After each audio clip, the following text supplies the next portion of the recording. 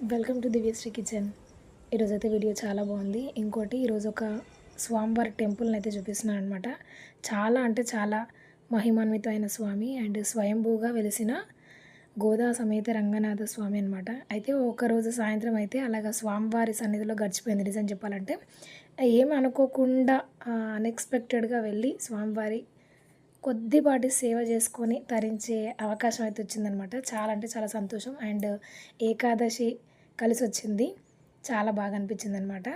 అట్లా మనం ఏది అనుకోకుండా ఇట్లాంటివి చిన్న చిన్నవి జరిగినాయి అనుకోండి ఎంతో సంతోషపడిపోతాం కదా! నేనైతే అంతే అనమాట. పెద్ద పెద్ద వాటికి కాకుండా ఇట్లాంటి చిన్న చిన్న వాటికే అదే పెద్ద విషయం, నాకు చిన్నదేం కాదు. అట్లాంటి వాళ్ళకే ఎక్కువ సంతోషపడుతూ ఉంటాననమాట. అండ్ ఇంకో విషయం ఏంటి అంటే పౌర్ణిమ ఇప్పుడొచ్చే శుక్రవారం నాడు పౌర్ణిమ చాలా విశేషమైనదనమాట. శుక్రవారం పౌర్ణిమ అమ్మవారి ఆవిర్భవించిన రోజనమాట, లక్ష్మీదేవి అమ్మవారు.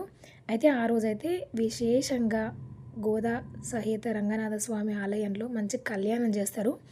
ఇంకా ముఖ్యమైన విశేషం ఏంటి అంటే అక్కడ కళ్యాణం చేసిన తర్వాత పేరు నమోదు చేసుకున్న వాళ్ళకి అక్కడ ఒక చిన్న ప్రక్రియ చేస్తారండి. ఆ పెళ్ళిలా కొబ్బరికాయలతోటి పెళ్ళిళ్ళ ఏ దంపతులు అయితే కూర్చున్నారో ఆ దంపతులతోటి కొబ్బరికాయలతో ఒక చిన్న ఆట ఆడిస్తూ ఉంటారనమాట. అట్లా ఆట ఆడించిన ఆ కొబ్బరికాయలని పిల్లలు లేని వాళ్ళకి ఇస్తే పిల్లలు, కళ్యాణం కాని వాళ్ళకి కళ్యాణం అవుతుందని ఇక్కడ చాలామంది నమ్ముతారు. అలాగా జరిగిన వాళ్ళు కూడా చాలామంది ఉన్నారనమాట. అయితే కళ్యాణానికి మాత్రం చాలామంది అయితే హాజరవుతారు. ఆ రోజు మాత్రం ముఖ్యంగా ఉదయం మాత్రం అమ్మవారి కుంకుమార్చన చేస్తారు. మధ్యాహ్నం తర్వాత 3 గంటల నుంచి కళ్యాణం కార్యక్రమాలు స్టార్ట్ చేశారనమాట. సాయంత్రం పూట అమ్మవారికి కళ్యాణం చేస్తారు. నిజంగా లాస్ట్ ఇయర్ వెళ్ళినప్పుడు మాత్రం నాకు చాలా అంటే చాలా బాగా అనిపించింది. అంటే దానికి సంబంధించిన వీడియోస్ కూడా మన ఛానల్లో ఉన్నాయి. కానీ ఈసారి మాత్రం ఫుల్ లెంత్ వీడియో చాలా డీటెయిలింగ్గా మీకోసం స్టెప్ బై స్టెప్ మనం ఏం చేయాలి, ఏమేమి తీసుకెళ్ళాలి అనేది నేను ఫుల్ లెంత్ వీడియో చేద్దాం అనుకుంటున్నాను స్వామివారి దయ వల్ల. ఏకాదశి సందర్భంగా స్వామివారిని దర్శించుకుంటున్నాను అంటుందేంటి, ఈరోజు ఏకాదశి కదా అనుకుంటున్నారా? అయితే ఇది ఏకాదశి రోజు షూట్ చేసిన వ్లాగ్ అనమాట. ఇట్లాగా ఇంట్లో పూజ అంతా కంప్లీట్ చేసుకున్న తర్వాత సాయంత్రం గుళ్ళో చిన్న పని వల్ల అయ్యగారు పిలిచారనమాట. తనతో పాటు నేను కూడా వెళ్ళి స్వామివారిని చక్కగా దర్శించుకొని వచ్చిన. అండ్ ఎంత బాగుంటుందంటే గుడి నిజంగా ఆ గుళ్ళో నుంచి బయటికి రాబుద్ది కాదనమాట. అండ్ మీరు కూడా ఒకసారి చూస్తే మాత్రం కళ్ళు తిప్పుకోలేనంత అందంతో స్వామివారు అసలు మెరిసిపోతూ ఉంటారనమాట. ఆ కనిపించే కొండే స్వామివారు కొలువై ఉన్న స్థలం అనమాట. అండ్ ఇక్కడ స్వామివారు స్వయంభూగా వెలిశారు. మనకి రామచంద్రుల వారు కూడా ఇక్కడ దర్శించుకున్నారని ఒక చిన్న కథ కూడా ఉంది. అండ్ ఇక్కడ మొత్తం కూడా గుడిని మళ్ళీ కడుతున్నారనమాట. మనకు కనిపించే దారి మొత్తం కూడాను సిమెంట్తో రోడ్ వేస్తారంట అయ్యగారు చెప్పారు. అండ్ పైన కూడా మనకి చాలా వరకు కూడా కొత్తగా కట్టు ఉన్నారు.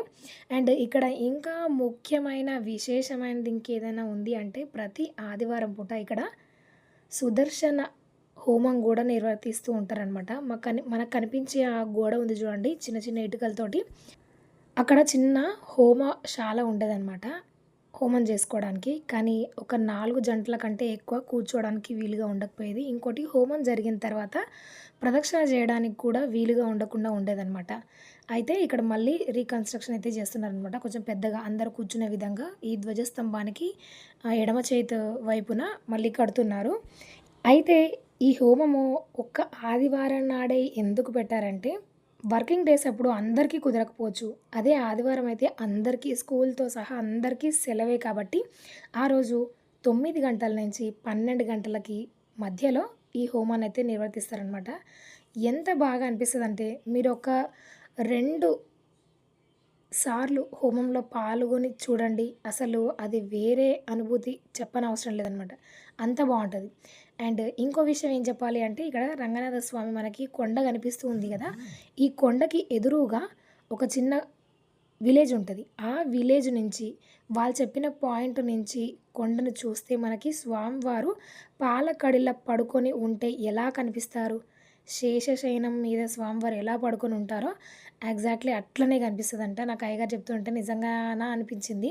అండ్ నెక్స్ట్ టైం నేను ఆ వీడియో కూడా మీకు పెట్టడానికి ప్రయత్నిస్తాను. అండ్ చూస్తుంటే అలాగే అనిపిస్తుంది. స్వామివారి ఉదరము, పొట్ట, కాళ్ళు, తల అట్లా కనిపిస్తుందో ఏమో దూరంకెంచి ఆ స్ట్రక్చర్ అలా అలా కనిపిస్తదేమో అనిపించింది. అండ్ ఇంకా అయ్యగారు రాలేదు కాబట్టి నేనైతే ఇక్కడ చుట్టుపక్కల మొత్తం వీడియో అయితే తీసుకుంటున్నాననమాట. అండ్ లోపలికెళ్లారనుకోండి మీరు బయటికి రావడానికి కూడా ఇష్టపడరనమాట. అంత బావుంటది లోపల. అండ్ ఇక్కడ మనకి కళ్యాణం చేయడానికి మండపం అయితే కడతారంట. అండ్ నేను ఈ వీడియో తీసిన తర్వాత నాకు అయ్యగారు ఎక్స్‌ప్లెయిన్ చేశారు. అండ్ నేనిక్కడ చూపిస్తుంది ఏంటి అంటే, ఆ కనిపిస్తున్న గోడ ఉంది కదా! అది 4 వైపులా గోడ ఉండేది. మధ్యలో హోమం చేసుకునేదనమాట. అంత చిన్నగా ఉండేది. ఇప్పుడైతే దాన్ని పెద్దగా కడుతున్నారు. అదే ఇక్కడ చూపిస్తున్నాను. చూడండి. చాలా అంటే చాలా పెద్దగా ఉందనమాట. అండ్ పైన షెడ్‌లాగా ఏస్తారనమాట. 4 వైపులా వదిలేస్తారంట. అంటే ఇంకా ఎక్కువ భక్తులొచ్చినా కూడా చూసి దర్శించుకునే విధంగా ఉండాలని చెప్పేసి 4 వైపులా ఏమి ఉండకుండా అండ్ హోమము కొండెక్కకుండా దానికి సంబంధించింది ఏదో ఒకటి ప్రత్యామ్నాయంగా ఆలోచించి చూస్తామని అయితే చెప్పారనమాట. అండ్ ఇది అనమాట ఈ గుడి. ఎంత బావుంటదంటే నాకైతే ఇక్కడి నుంచి రాబుద్ది కాదు. అండ్ ఇక్కడ స్వామివారు ఇట్లా పడుకొని ఉంటే అమ్మవారు కాళ్ళు ఒత్తుతున్న దృశ్యం మనకైతే కనిపిస్తూ ఉంటదనమాట. కొండల మధ్యలో ఉంటది లోపల. చూడండి 2 కళ్ళు సరిపోవన్నమాట. ఇక్కడ స్వామివారు తన ప్రియ భక్తులైన 12 మంది ఆళ్వార్లతో సహా స్వామివారి కొండపైన వెలిసారనమాట. అది ఇంకా ఆశ్చర్యమైన విషయం ఏంటంటే ఇదనమాట. 12 మంది ఆళ్వార్లు.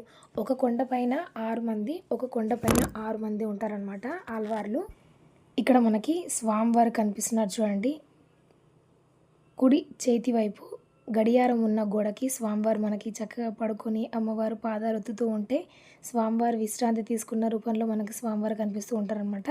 అదేవిధంగా మనకి ఎదురుగా స్వామివారిని ప్రతిష్ఠించారు. అదే రూపంలో ఉన్న స్వామివారిని. అండ్ నిజంగా ఇక్కడ మాత్రం చాలా అంటే చాలా బాగా అనిపిస్తది. అండ్ అయ్యగారు మాత్రం నాకు ఊడ్చి కల్లాపి జల్లి ముగ్గైతే పెట్టమన్నారనమాట. నిజంగా చాలా సంతోషం అంటే సంతోషం అనిపించేసింది. అంత దొరికిందే ఛాన్స్ రా దేవుడా అని చెప్పేసి నీట్‌గా మొత్తం ఊడ్చేసి, తుడిచి, తడిగుడ్డ పెట్టి ముగ్గైతే ఏసొచ్చాననమాట. అంటే చెప్పుకోవడం గొప్పని కాదు. అదొక సంతోషం అనమాట. దేవుడి దగ్గర ఏ చిన్న పని చేసినా కూడా ఏదో మన శ్రమని దేవుడి కోసం వినియోగిస్తే ఆ సంతోషం వేరే కదా! చాలా బాగా అనిపించింది ఏకాదశి రోజు. ఆ రోజు ఉపవాసం ఉన్నందుకు చాలా చాలా చాలా చాలా బాగా అనిపించిందనమాట.